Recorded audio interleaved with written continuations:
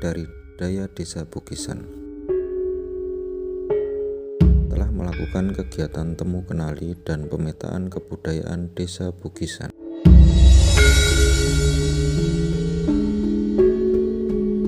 Kami mengacu pada situs cagar budaya yang ada di desa kami.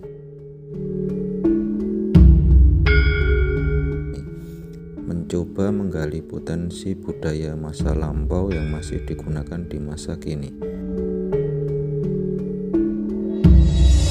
Sudah berubah sesuai keadaan saat ini.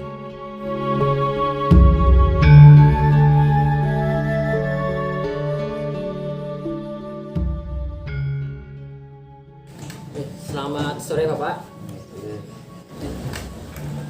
Menurut Pak Darno, apa yang diketahui tentang Candi Sewu, Candi Plaosan, dan Candi Gana, Pak? Jadi ini ya di desa Bukisan itu ada dua candi besar. Yang pertama Candi Sewu yang berada di dalam taman dan sudah bagian daripada di UNESCO. Di Candi Sewu sendiri itu kan diresmikan tahun 782 Masehi sebagaimana prasasti Manjusigra. Jadi Candi Sewu itu sebenarnya candi Buddha tertua.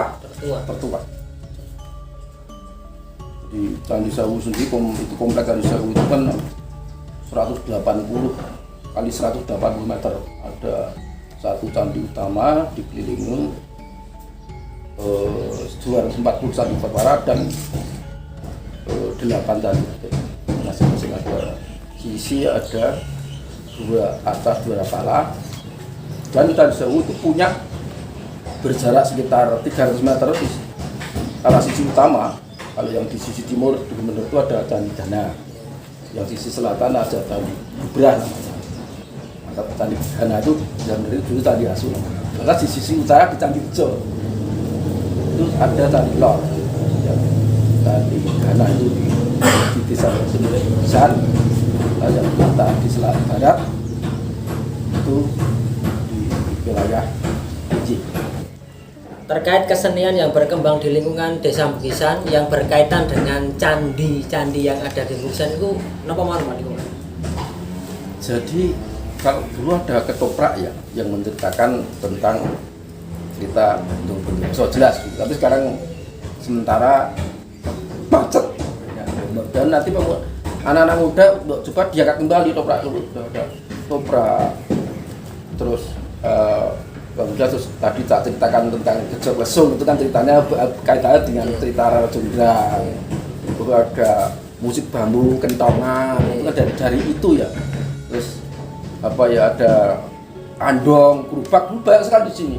Ya ini kaitannya dengan sistem transportasi untuk mengangkut itu kan dengan kuda andong itu. Kalau raja mau ya, kalau nanti angkutan ya pakai gerobak sapi ya.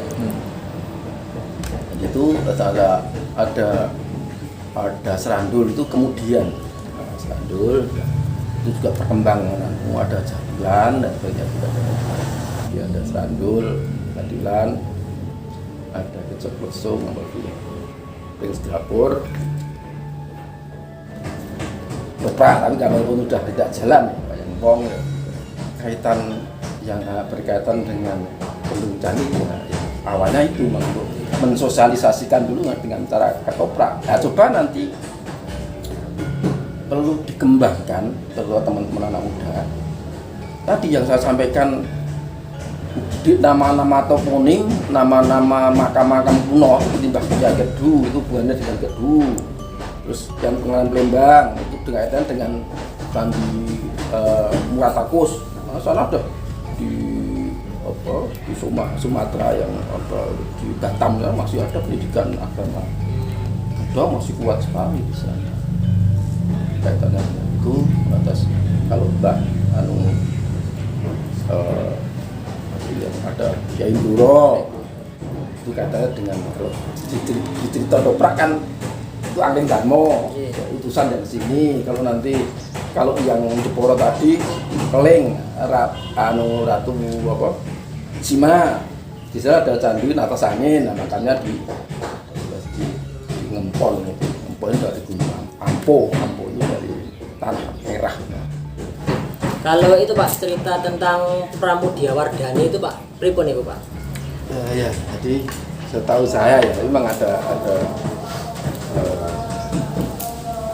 jadi tadi setelah Candi Sewu itu buddha, lantas anaknya namanya Pramudia Wardani, lantas dapat dikawinkan dengan pikatan seorang anak yang raja itu beragama Hindu.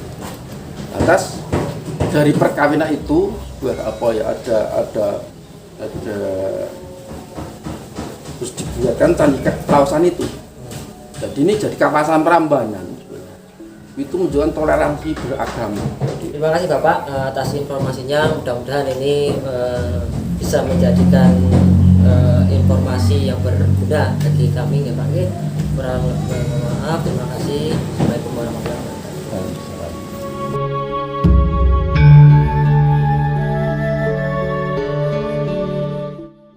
Assalamualaikum Pak. Waalaikumsalam. Niki saya Rudi dari Desa Mugisan, mewakili Desa Mugisan. Ya tangan sedikit-sedikit ini masalah sanjang ini masjid ini masjid tertua teng Mugisan ya Pak. Bisa diceritakan sejarah pripun? Nggih, Mas Rudi. Nggih. Sedherek siang. Kula Mas Rudi. Masjid nika tertua di sekitar iki. Saderengipun wonten masjid sampun wonten musala. Meskalipun Mbah Asmo niku mbah kula. Nggih. Setelah masjid berdiri terus musala dibabekake wonten masjid. Terus untuk kesemaan masjid ini Mas Rudi iki kantuk ten lepen. Ya. Iki sak ngertos kula kalian kentongan menika. Dan iki asalnya saking lepen. Dari Mas Rudi. Ya niki masjid niki sing masih bertahankan apa Pak niki? Kan ini kan beberapa kali direnovasi niki. Terus yang masih utuh sampai sekarang bertahankan apa? Sing tasih utuh Mas Rudi nggih menika cagak sekawan nika. Termasuk ingkang wonten inggil ukiran menika tasih asli boten digantos boten direnovasi. Kalian apa Pak? Kali Mustopo nika saeling kula nggih tasih asli niku. Dadi kala rumiyin nate badhe pun tuker ingkang enggak.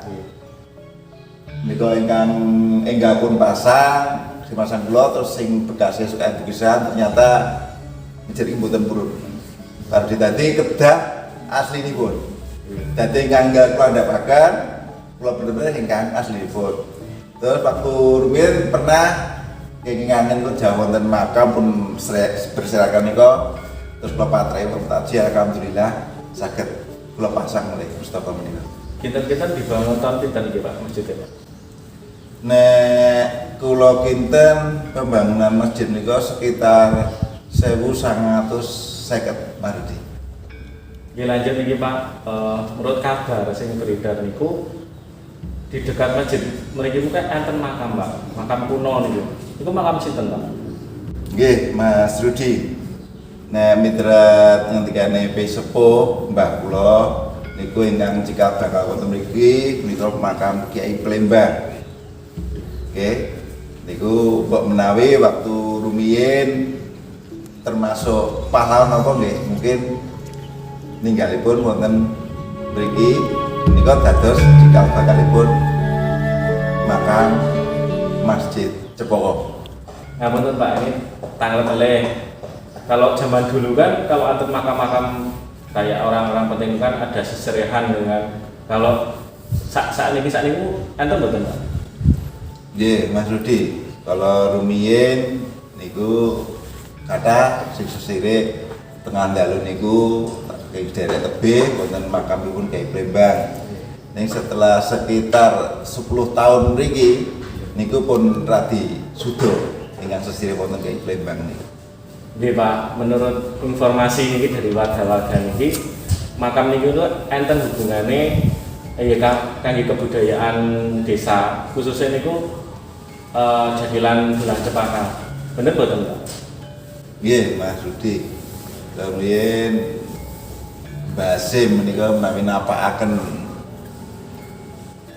jan kepang pun wonten Ki Plembang niku nggih ternyata antara Ki Plembang kali ngen Kuda Lumpur niku wonten berkaitan sehingga niki nek Kuda Lumpur niku mengke nggih enten sing namine Ki Plembang.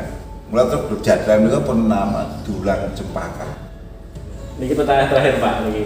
Harapannya Bapak niku napa buat pariwisata mriki? Nggih Mas Rudi, nek harapan kula wong kala rumiyin niku jadian pun rame, pun dugi pundi-pundi, tapi kok sekarang pun meleh nek kula nyuwun kebudayaan terutama desa Bukisan keunggulan kalian napa nggih jadilan menika mungkin saged gaya meleh dikenal wonten manca negara meleh. Ngoten Mas Rudi. Matur nuwun Pak. Nggih sami-sami.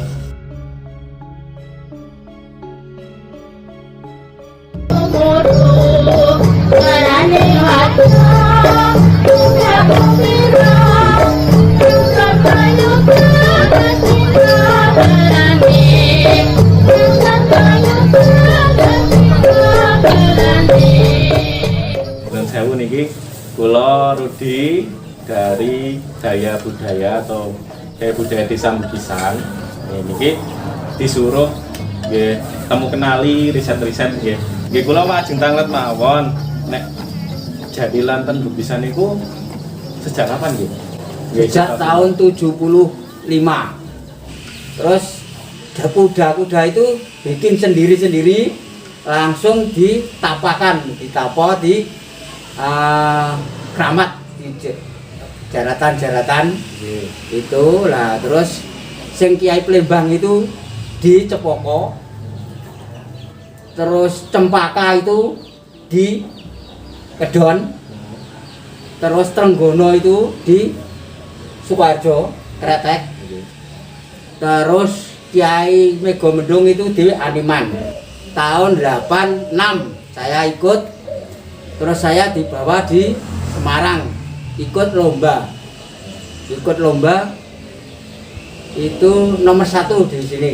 Anak-anak yang muda-muda sudah jadi saya pentaskan di taman, terus diadakan di Candi Pelausan, Candi Kembar itu. Nggih lanjut Pak niki. Nggih. Tapi ini dengar-dengar nggih Pak nggih. Nggih. Sanjane itu jadilan Bukisan itu pernah tampil ten Jepang nggih Pak nggih. Oh, pernah. Nggih. Cobi ceritakan Pak. Itu zaman dulu itu, zaman Mbah Hasim itu punya atraksi. Ada kuda sembrani itu dibawa di Jepang itu bisa melompat rumah, 2 rumah. Nah, atraksi itu, ayam atraksi itu sejak dulu itu anaknya yang namanya Heru Susanto, yang menaiki kuda itu Mas Yaini. Sejak dulu pawangnya itu Mbah Hasim Asmawi. Pak kok saged kayak gitu kok kuat itu pripun Pak? Sejak dulu itu bikinnya jarang itu kuda itu di talang. Di talang itu sejak dulu itu 7 hari 7 malam. Itu enggak turun puasa itu.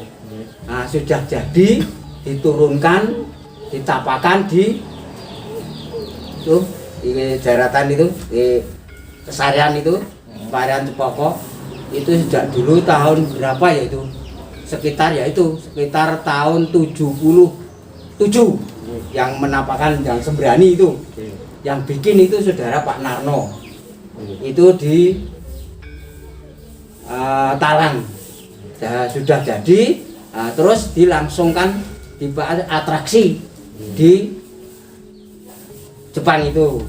Terus di Jepang itu, yaitu atraksi bisa naik melompat rumah 2 itu sudah. Oke, mantap nggih Pak. sudah dikasih informasi gini detail sekali ini. Nggih. Ya maaf niki omongane wong desa ya sok ngene mong matur nuwun. Nggih.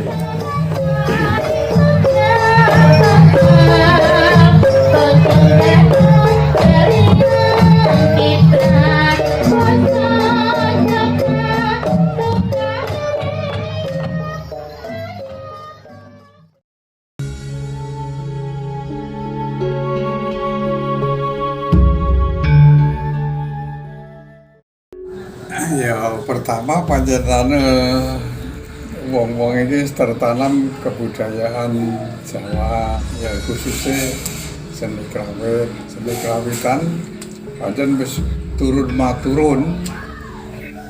nek desa kene iki pancen kebudayaane pancen rada tertanam kebudayaan ini soalnya kerawitan ketoprak serandul iki telu iki wis sikit dhewe wayang wong ya ya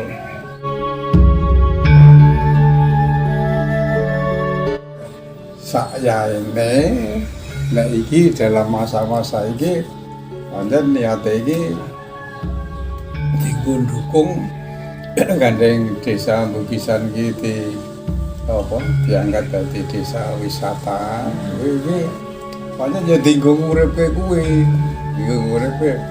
desa wisata desa Bukisan.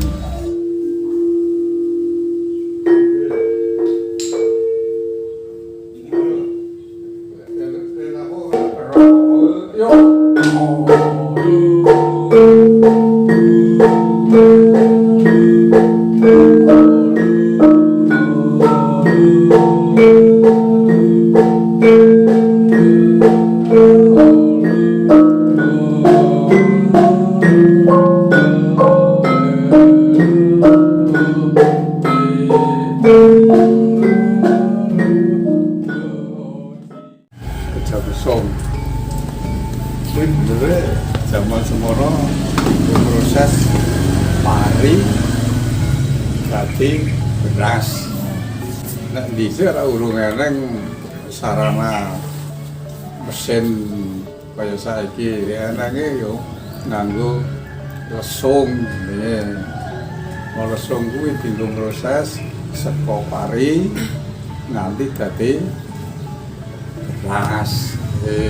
Nah, terus lesung kuwi gawe lesung kuwi ngene dadi miring anune iki lubange lesung iki miring iki mergane gabahe ku lek nglarut ya gampang siji lorone swara lesung kuwi iso beda-beda sing nggon dhuwur kene suarane cilik dum mundur-mundur sing nggon jero suarane gede dum dadi aneh suarane iki beda-beda lah dienggo gandeng wong nutur ya kesel ta kuwi dienggo nyelamur le kesel kuwi karo tetembangan sak isoe tadi le korean iku ya nganggo irama men ora piye lelah lho dienggo nyuda rasa lelah kuwi jadi karo ya tetembangan sak isoe le nutu are mau.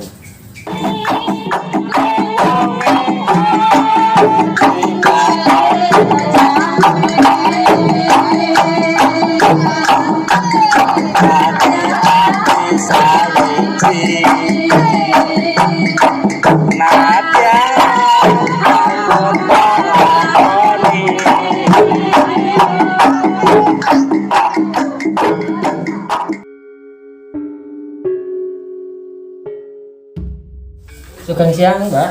Siang. Nggih. Lajeng sedayanipun. Niki ajeng tanget-tanget nggih Pak nggih. Masalah napa alat musik pring sedapur nggih niki Pak. Sejarah awal mula nih terbentuknya pring sedapur niki mulai kapan niki Mbak? Awal mula Niki kula lokasi wiwit awal nggih. nggih. Niki sejarahnya sadurunge punya nama pring sedapur itu suatu paguyuban ini. Peralatan ini pada waktu dulunya alat ronda derek. Oh, nggih. Fokusnya ronda derek.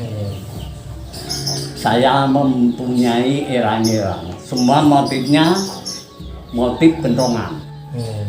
Tapi saya mengambil atau membuat suara kendangan, tapi dari kentongan, dari motif kentongan. Jadi bukan kendang biasa, tapi pakai kentongan. Umpamanya ini suara. Ini kendang, namanya kendang kentongan. Terus selama sudah terbentuknya niki Pak, selama ini sampun pentas tentu di mawon. Ini pun pentas selain dari daerah-daerah yang membutuhkan, fokusnya pemerintah ya, yang membutuhkan. Ini sudah pernah pentas di Keraton Solo, Keraton Yojo, terus Taman Mairokoto Semarang. Terus kalau etan itu di perbatasan itu Karanganyar. Karanganyar.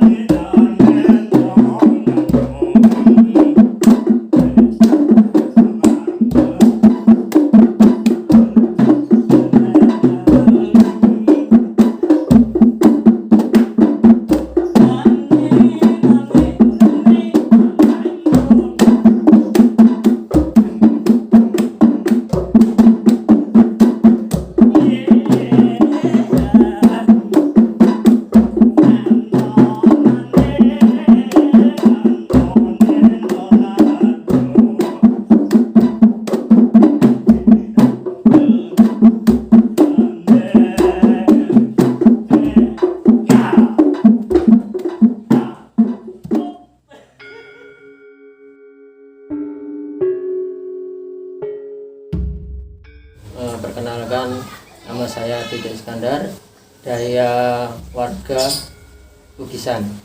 Siang Pak Suradi. Ya. Niki untuk kapan awal mengkoleksi bambu unik? Diperkirakan pertengahan 2015 Mas. 2015. Dan mulai ini menghobi bambu ini apakah itu dari sendiri atau ikut komunitas melu-melu, maksudnya ikut-ikutan dari teman-teman atau gimana? Nah, dulu Mas, ceritanya panjang Mas. Waktu dulu terutama diri kita ada temen dari sebelah desa. Setelah kebetulan aku itu emang nol Mas, saya baru, tapi nggak tahu dulunya itu bambu ini macam apa ya, belum paham Mas. Tapi berjalannya waktu saya menemukan bambu pertama kali Mas, ini Mas. Ini bambu. Untuk bambu ini namanya apa ini? Ini ada berapa nama Mas.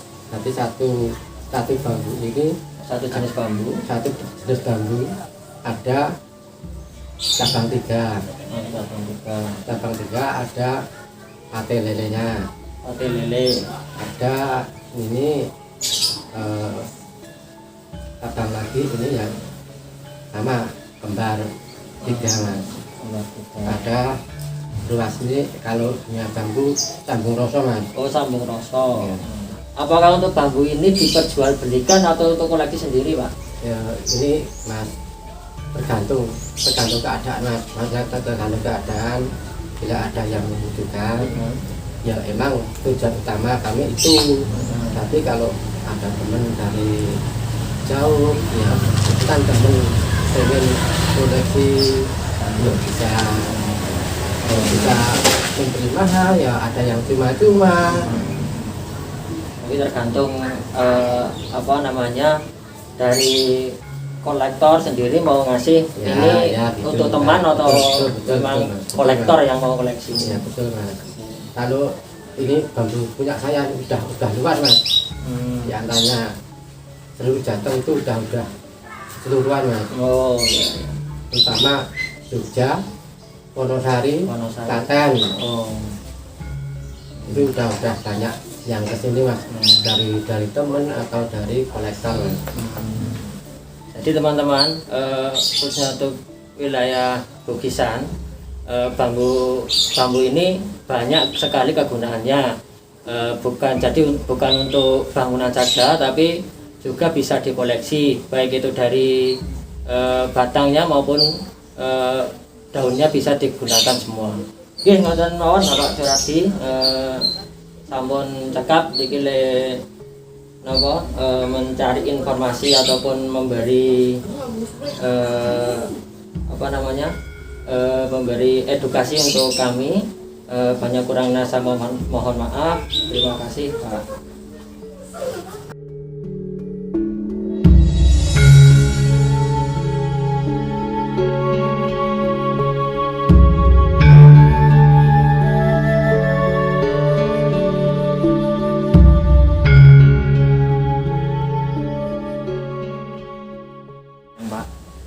Perkenalkan, saya dari Rudi Riono dari Desa Bugisan, perwakilan dari desa. Ya mau wawancara sedikit itu mengenai sejarah awal pupuk bambu ini loh Pak. Dulu gimana kok bisa sampai sekarang? Itu sebenarnya gini, berawal dari saya dapat info masalah daun bambu katanya bagus. Nah, kebetulan rumah saya kan dekat dengan tanaman bambunya, karena di dekat kali itu kan banyak di situ. Nah saya coba, awalnya itu saya nyari suruhan anak, terus setelah itu saya masukkan minum kolam, saya fermentasi pakai E4 waktu itu. Nah, terus setelah itu saya coba aplikasikan, saya campur dengan ini ganong itu kan ampas kapas. Nah terus saya coba pasarkan, ternyata bisa diterima gitu loh. Bisa diterima lah, pikir saya gini, nek saya bikin produk terus diterima orang lain berarti kan laku.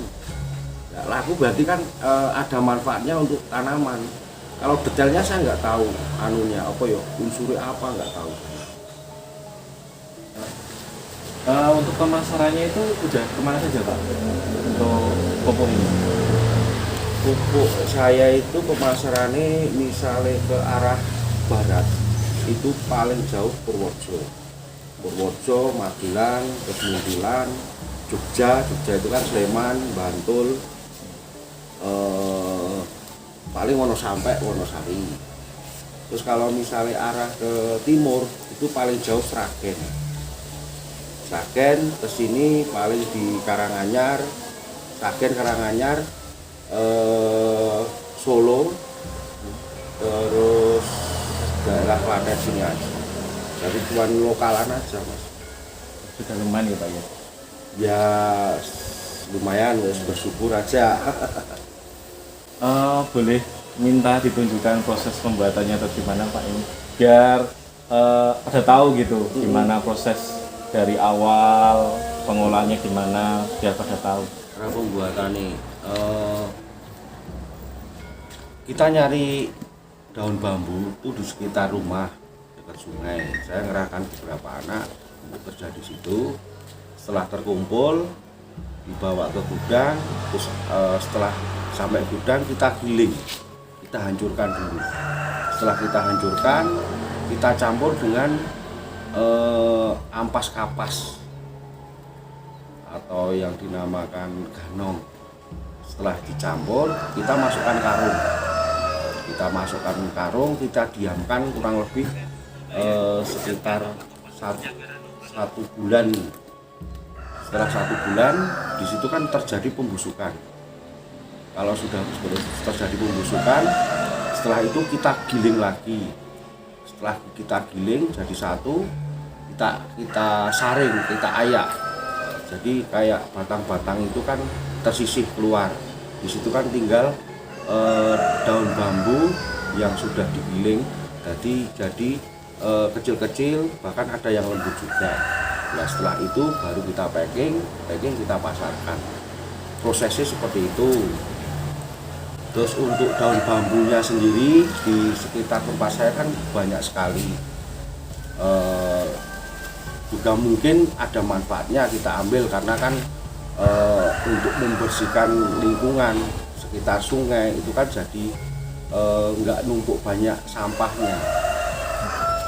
Jadi teman-teman, ternyata bambu di Desa Mugisan itu manfaatnya banyak sekali dari zaman dahulu.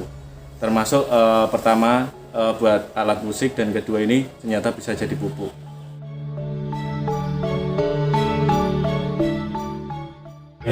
Kalau niki mriki ajeng tangkat-tangkat sedikit lah ya. Masalah andong ten Bugisan niki saged critake mboten sejarah pripun itu. Sejarah wani kula ngrubang Mas. Lebak gandeng niki kula pun sepuh. Anak kula seneng jaran. Nah niki robah bendi kali jaran. Pas bendi kali jaran niki wonten kemajuan pikirane anak kula damel bulet andong. Niki dados nanti sepriki niku damel andong kali bulet. Kota Bugisan kan andong niku kan ya kuda niku. Kalau di Bugisan itu kalau model kuda itu udah banyak atau belum? Belum. Penciptanya? Itu hanya satu saudara ya. Satu saudara, jadi itu pernah kakak saya yang punya kuda, yang satu itu belum penduduk Bugisan. Tapi suka tempatnya di Bugisan. Untuk pemasukan ini Mbak, dari apa aja nih di Bendi ini? Ya dari Bendi itu kan kewisataan di Candi Plausan Mas. Jadi satu putaran itu keliling candi itu aku sekarang ini 20.000. Yang udah tunggang 15.000, yang sapi tunggang 15.000. Tapi hanya putaran lapangan gitu. Dengan ini nggih simbang nggih produksi andong sendiri nggih. Nah ini kan niku ceritanya awalnya pripun Mbak? Kok bisa ini? Awalnya itu hanya itu toh Mas, mencari jejak di Solo.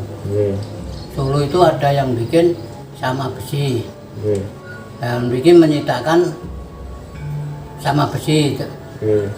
Ya alhamdulillah sudah jadi satu laku Mas. Jadi ini dilangsungkan. Ini kan ini sudah jadi satu kesatuan sama Desa Mugisan.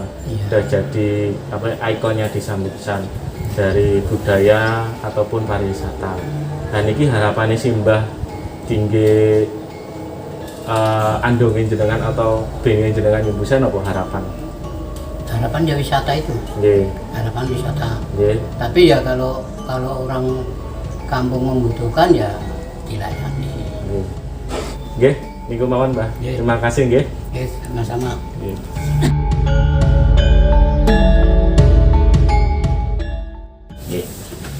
Terima kasih, saya Heru Nugroho, Kepala Desa Mugisan. Saya terkait dengan seni budaya yang ada di Desa Mugisan.